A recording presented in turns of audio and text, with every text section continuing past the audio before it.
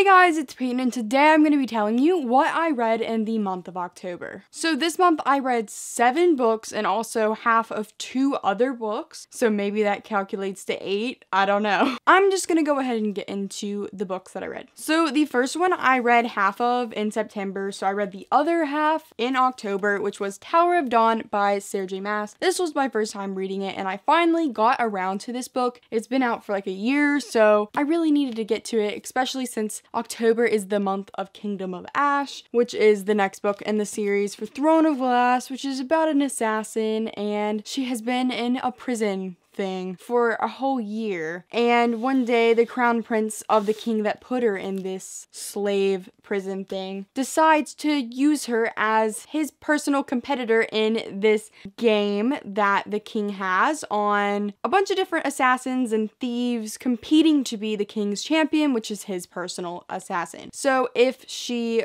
wins this whole competition, then she will be the king's assassin, she will be freed, but she will be having to kill people that she might be already allied with, so that was that. I gave this book a 4.5 out of 5 stars. I highly enjoyed it. I just thought it was a really great book, and it did follow Kale's point of view, which was a character that I initially loved during the start of the series. Unpopular opinion, I shipped him with Selena, that sort of thing, and he just slowly started to fizzle out and become not my favorite character in the whole world, and I didn't really want to read a whole book in his point of view. There is 2 other point of views in this book, so it's not just him. But I actually really enjoyed this story. I thought it was really refreshing. It was just a new take on the Throne of Glass series. If you think that you can skip this book, you can't skip this book. You would be sad if you skipped this book. I'm just saying. I don't really know what the 0.5 got taken off for. It just probably was I missed all my favorite characters from the whole series. But I still absolutely love this. The next book that I read was actually one I read in one day, and that is Wildcard by Marie Lu. This is the second book in the Warcross duology. I gave this a 3 out of 5 stars, which was a little bit sad because I did give the first book a 5 out of 5 stars. I still really enjoyed it. It was obviously really entertaining if I was able to read the whole thing in one day, which is normally not something I do. It was really short, but that's normally not a thing that Peyton Reads does, is reading books in one whole day, because I eventually get really tired. This book just did not hold the same magic of the first book. I just did not feel as excited and hyped about this book. Though this book was interesting that we got in depth in the mind of our villain sort of dude. It was cool to get the backstory for him, and I enjoyed that part of the book. That's what kept me really going. I wanted to know what was going to happen, but in the end, it just wasn't that great. Wasn't bad. It just wasn't the book I was expecting. This duology is about a world in the near future where they use these lenses as a virtual reality thing, and they can play games. It is a massive thing. Almost every single person in the whole world has them. It allows them to play a game called Warcross, and there's gigantic Warcross competitions, and one day our main character Amika hacks herself into the biggest competition Warcross games. That's not a thing that's ever happened before. Warcross has never been hacked, so there's a great interest taken in her, and the creator of this game, Hideo, decides to call her up and get her help on some issues he's been having with the game. It's a really fun ride. I do recommend these. I just don't think the second book lived up to the first one. The next book that I read was What If It's Us by Becky Albertalli and Adam Silvera. I gave this a 4.5 out of 5 stars. I really love this book. I tabbed it quite a bit. It was just the cutest little romance. There were so many Hamilton references, Harry Potter things. I love Hamilton. I love Harry Potter. I love this setting. It was New York City. It was just a fun thing. It's basically a gay romance, and these 2 guys meet in a post office of all places, and they don't really get each other's names or numbers. They don't have a way to contact each other, but they kind of regret it. So they go on a journey on finding each other, and when they finally find each other, they have a series of failing first dates, and they keep doing do-overs of first dates. And it just ends up being a really cute romance, and I highly recommend it, especially if you love Hamilton, because they listen to Hamilton in this, and it's just discussed quite a bit. And the romance was so cute. I really loved the characters and I'm very impressed. And this is turning into a movie. Can't be more excited for that. This is going to be absolutely amazing.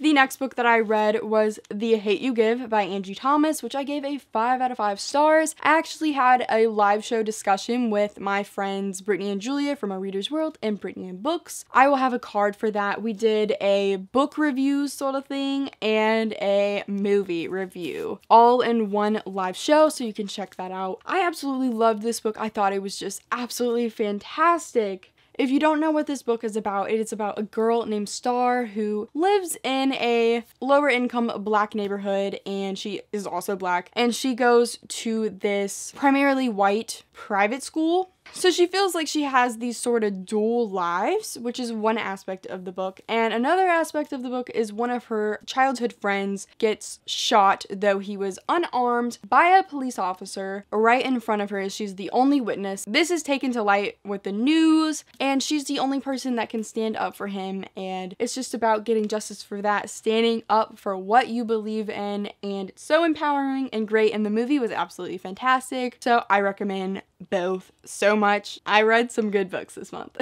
The next book that I read was actually something I listened to on audiobook, and this one is The Bronze Key by Holly Black and Cassandra Clare. This is the third book in the Magisterium series, and I gave it a 3 out of 5 stars. Highly enjoyed it. It is a middle grade series, and it takes place at this magical school, and our main character, Colum Hunt, does not want to go to this school, but he has to go under this test on basically seeing what his magical abilities are, seeing if he is a person that could possibly go to the school, and if he's accepted, he must go. So his whole point is he's trying to fail this magical test because he does not want to go. His father has engraved in him since he was little that he should not go. This is bad. Don't want to go there. But obviously he ends up going. The series has plot twists in every single book, and every book ends off in a place I didn't expect. Really did not expect what happened at the end of this book. It's a really fun series, and I love Holly Black and Cassandra Clare, so I'm definitely going to be continuing, and I did, because you'll find out, my next book is one I actually don't own, and that is The Silver Mask by Holly Black and Cassandra Clare. This is the 4th book in the Magisterium series. I also gave this one a 3 out of 5 stars. I really enjoyed this one. I listened to it on audiobook again. I need to get a copy of it. Fun series. There's only one more book after this one, but my library doesn't have it on audiobook, so I'm going to be waiting for that, or I'm just going to buy it and read it.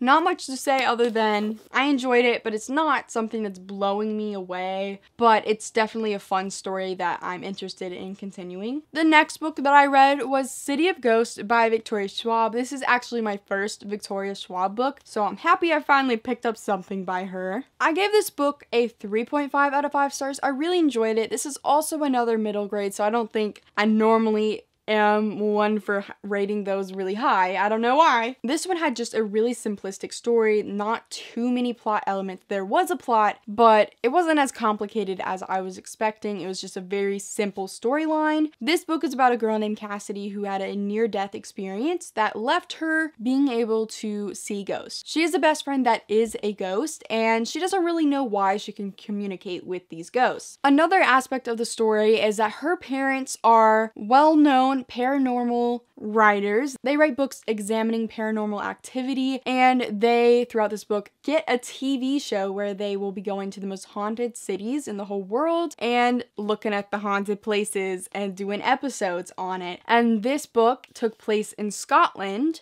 which was a really fun setting. I absolutely enjoyed this. There was also Harry Potter references. And in Scotland, Cassidy meets a girl who also can see ghosts, and she learns a lot more while in Scotland about why this is happening and what you're supposed to do with it. And there's also bad ghosts. Not all ghosts are friendly. The next book that I read was Unwind by Neil Shusterman. I gave this book a 4 out of 5 stars. I really enjoyed this one. I picked it up because I really liked his Scythe books, so here we are right now with this book. This book is about this whole situation, this world, I think it'd be like a near future sort of world where between the ages of 13 and 18, your parents can basically decide if they want to have you unwound. And to be unwound means they divide all of your body parts and give it to other people who maybe need a part. They might need a heart, they might need some new eyes, things like that. And they believe that by using every bit of someone's body, that they're still alive in some way, but